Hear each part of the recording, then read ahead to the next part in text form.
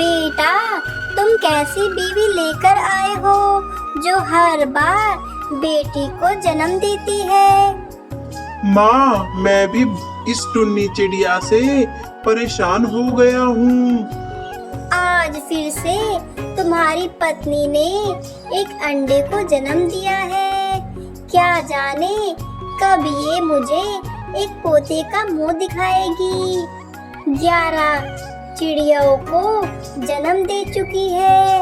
मुझे तो बस एक पोता मिल जाए और मेरी इस चिड़िया से जान छूट जाए।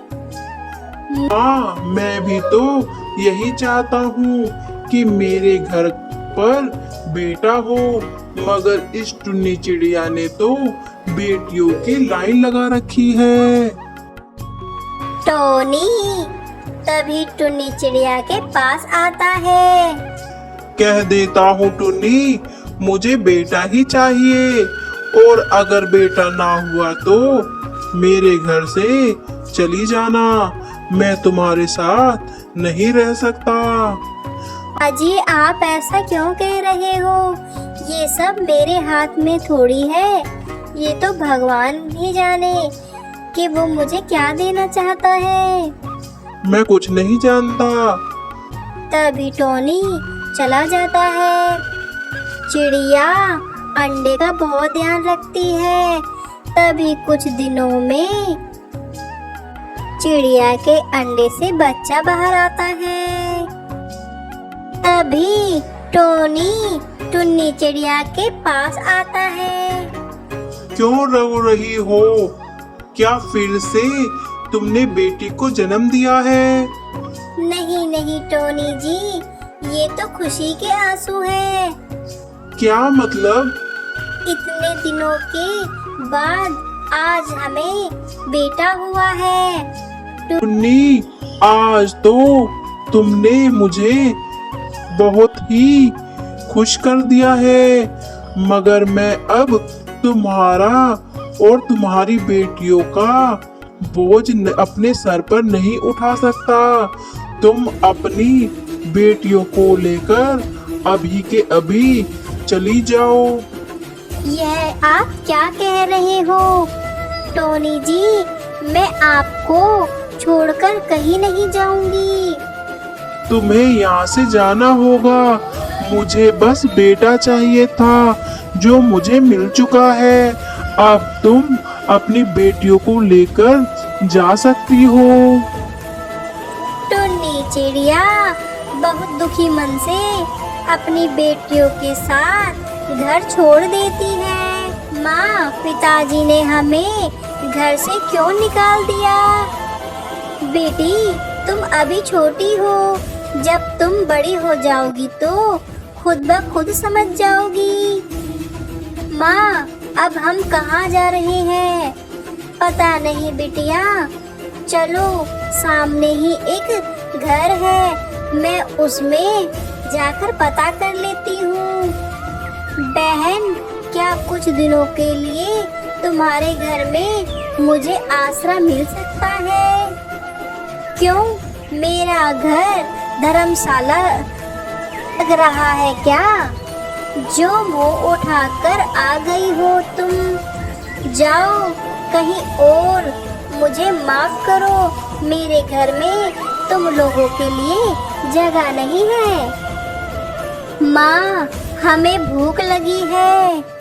चलो बेटा, मैं तुम्हारी नानी के घर लेकर चलती हूँ। टुन्नी चिड़िया अपने घर आ जाती है। माँ, कहाँ हो तुम? तभी वहाँ कौवा चाचा आते हैं। अरे टुन्नी बिटिया, क्या तुम्हें नहीं पता? क्या नहीं पता चाचा? तुम्हारी माँ अब इस दुनिया में नहीं रही। यह घर तुम्हारे नाम करके गई है, लेकिन टोनी ने ये घर गिरवी रख दिया है मेरे पास। पर चाचा, मुझे तो इस बारे में पता ही नहीं था। तुम्हारी माँ जब बीमार थी तो वह तुमसे मिलने की जिद कर रही थी।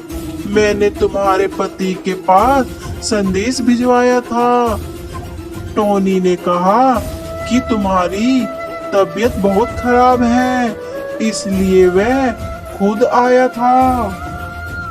चाचा, इतनी बड़ी बात हो गई और मुझे टोनी जी ने नहीं बताया। बेटे की चाहत पूरी होते ही चाचा उन्होंने मुझे मेरी बेटियों के साथ मुझे घर से निकाल दिया। अब मैं कहाँ जाऊँ? तुम चिंता ना करो बेटी, तुम्हारी माँ की जमीन मेरे पास रखी हुई है। तुम उसे पर खेती करो, अपना और अपने बच्चों का पेट भरो और इस घर में तुम रह सकती हो। धीरे धीरे अपना कर्जा उतार देना। ठीक है चाचा, आपकी बहुत बहुत मेहरबानी। टुन्नी चिड़िया और उसकी बेटियां अब खेतों में बहुत मेहनत करती हैं। धीरे धीरे उसके खेतों में फसल आने लग जाती है। टुन्नी चिड़िया के खेतों में हरी हरी मटर लहराने लग जाती है। माँ, देखो हमारे खेत में कितनी सुंदर फसल लहरा रही है। हाँ मेरी बच्ची, अब हमें किसी के आगे हाथ फैलाने की जरूरत नहीं पड़ेगी। मैं इन सारी फसल को बाजार में जाकर बेच दूंगी, जिससे हमें अच्छा मुनाफा हो जाएगा और तुम मन लगाकर पढ़ाई करना मेरी बच्ची। टुन्नी चिड़िया मटर की फसल को बाजार में जाकर बेच देती है और बहुत अच्छा मुनाफा कमा लेती है। अब चिड़िया अपनी बेटियों की अच्छे से जिम्मेदारी उठा लेती है। टुन्नी चिड़िया की बेटियां चिड़िया के साथ खेतों में काम कराती और शाम को पढ़ाई करती। टुन्नी चिड़िया की बेटियां अब पढ़ लिख कर अफसर बन गई थी। टुन्नी चिड़िया अपनी बेटियों के साथ बहुत खुशी खुशी रहती है। टुन्नी चिड़िया की बड़ी बेटी का जन्मदिन आता है। बेटा, आज तुम्हारा जन्मदिन है, बताओ तुम्हें क्या चाहिए? माँ, मुझे कुछ नहीं चाहिए। अब हम सब काबिल हो चुकी हैं, अब हमें किसी चीज की कमी नहीं है। चलो माँ, आज खुशी के मौके पर हम वृद्ध आश्रम चलते हैं, मिठाई और कपड़े बांट आते हैं। ठीक है बेटा, मैं मिठाइयों और कपड़ों का इंतजाम कर लेती हूँ। टुन्नी चिड़िया अपनी बेटियों के साथ वृद्ध आश्रम जाती है, जहाँ वह अपने पति को देखती है। टोनी टुन्नी चिड़िया को देखकर हैरान हो जाता है। टोनी जी, आपकी यह हालत कैसे हो गई? क्या बताऊं टुन्नी, जिस बेटे के अहंकार में मैंने तुम लोगों को घर से बाहर कर दिया था, आज उसी बेटे ने शादी कर मुझे भी मेरे घर से बाहर कर दिया।